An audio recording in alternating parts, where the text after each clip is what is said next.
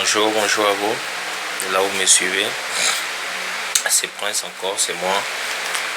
Désolé pour des semaines d'absence sur ma page. Alors, pour des raisons personnelles,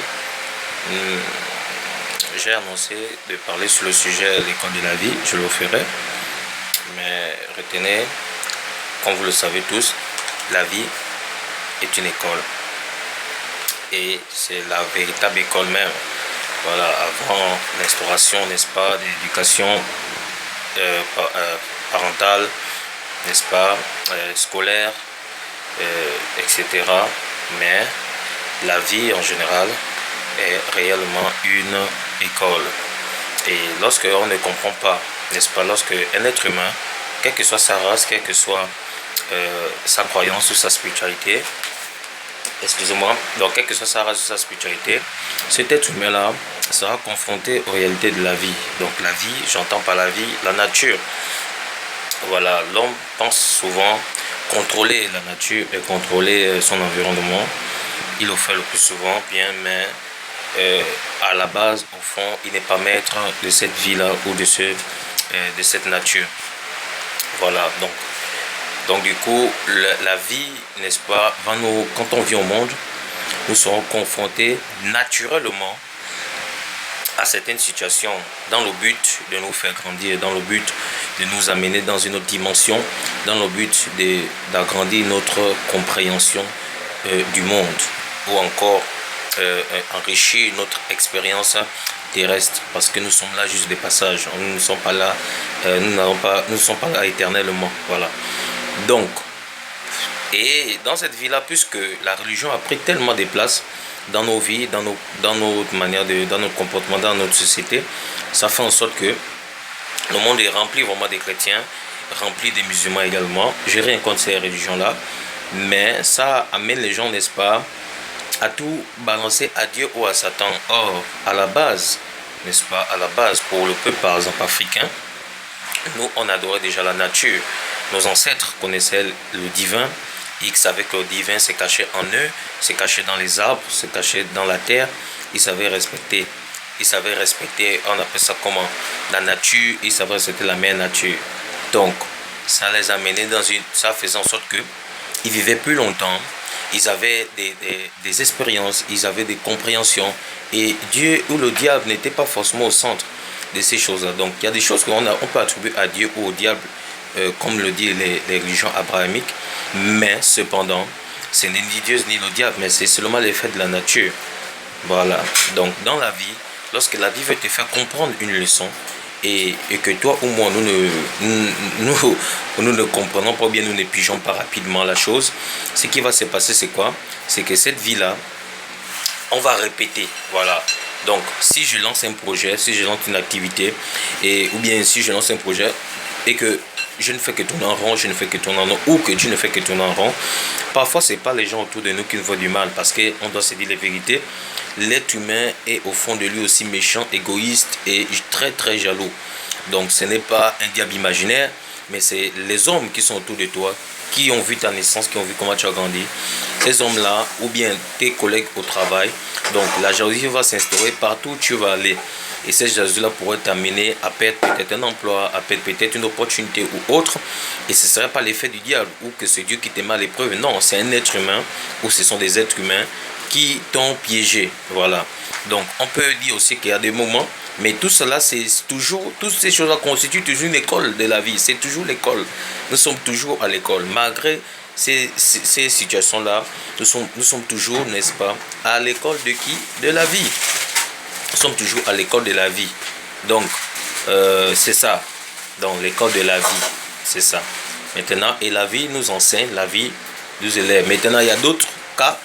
Il y a aussi un autre cas, c'est-à-dire, la personne ne fait que tourner en rond, ne fait que tourner en rond, et c'est peut-être l'effet de la vie. Tu fais beaucoup de bruit. C'est l'effet de la vie. Tu fais le bruit. C'est l'effet de la vie. Donc, c'est l'effet de la vie. Et donc, ça fait en sorte que la vie, n'est-ce pas, te confronte à certaines réalités parce que tu n'arrives pas à comprendre ou à piger certaines réalités, ou que je n'arrive pas à comprendre ou à piger, à retenir la leçon que la vie veut me donner. Voilà. Et c'est comme ça qu'on va dans les écoles, n'est-ce pas?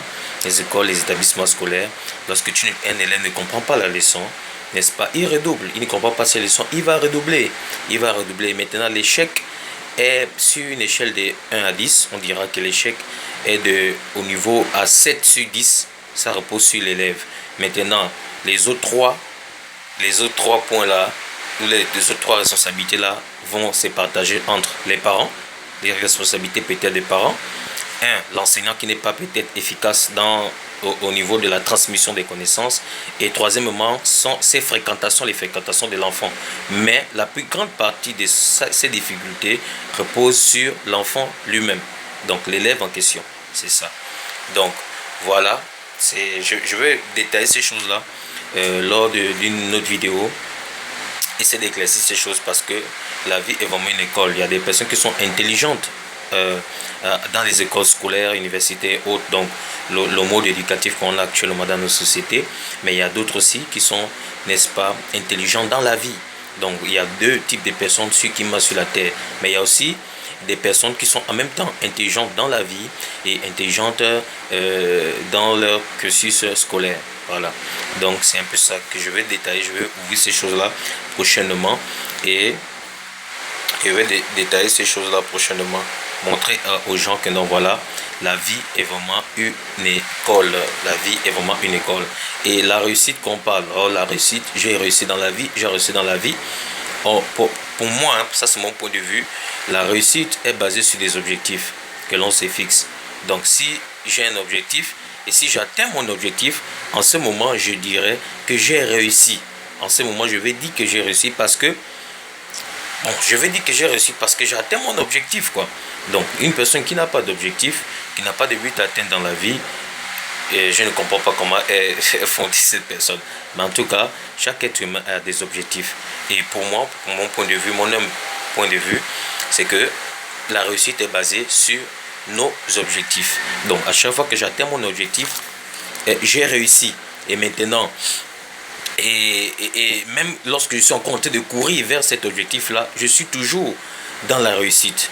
Donc, l'échec va être au moment où l'échec sera, ou va commencer dès lors que je vais abandonner, n'est-ce pas, ou bien je vais renoncer à mes rêves, ou je vais renoncer à mes objectifs dans la vie. Voilà. Donc, aussi longtemps qu'un être humain a ses yeux fixés et ridés vers ses objectifs, cet être humain-là a réussi. Voilà, parce que si cette personne ne réussit pas, certainement cette fougue, cette rage de vaincre, cette détermination de voir sa vie peut-être évoluer dans tel ou tel domaine ici sur Terre, n'est-ce pas, peut continuer, peut se transmettre dans les gènes de ses enfants, de ses descendants. Et quelqu'un parmi ses descendants, n'est-ce pas, cet esprit-là, cette onction-là, va bouillonner dans le cœur d'un de ses descendants. Et cet descendant pourra réaliser le rêve de son grand-père, de son père ou de son arrière-grand-père, donc, ou de son arrière-grand-mère. C'est comme ça que les choses se transmettent de génération en génération. Et c'est comme ça que nous, Africains, nous connaissons que la vie se fait. Ça veut dire c'est de génération en génération. Des choses que nos parents n'ont pas pu réaliser de leur vivant ou voilà, n'ont pas pu réaliser dans la vie. Mais ils voulaient vraiment le faire. Et nous sommes là pour accomplir parfois ces genres de choses. Il y a des désirs que tu peux avoir, des volontés qui peuvent venir en toi, de réaliser telle ou telle chose, mais ça te vient de tes ancêtres. Ça te vient au fond de ton cœur, de tes ancêtres, ceux qui sont passés avant toi. Donc, aussi longtemps que tu as les yeux fixés sur ton objectif, tu es dans la réussite. Aussi longtemps, mais dès lors que tu abandonnes, dès lors que tu baisses les bras, en ce moment-là, tu t'écartes très très loin de la réussite. Et tu meurs. Parce que ce qui fait vivre l'homme, c'est l'espoir, c'est de voir ses objectifs se réaliser. C'est ce qui fait réellement, qui donne la vie à l'être humain. Mais lorsque l'être humain perd espoir, il il arrête de rêver, il arrête d'imaginer sa vie comme il pensait avant. En ce moment, cet être humain est déjà un mort vivant. Voilà, gardez le punch et soyez patient parce que je reviendrai pour parler de ces choses-là de plus approfondies, de manière profonde. Voilà. Donc, restez bien là où vous êtes et que le Seigneur nous protège, nous tous.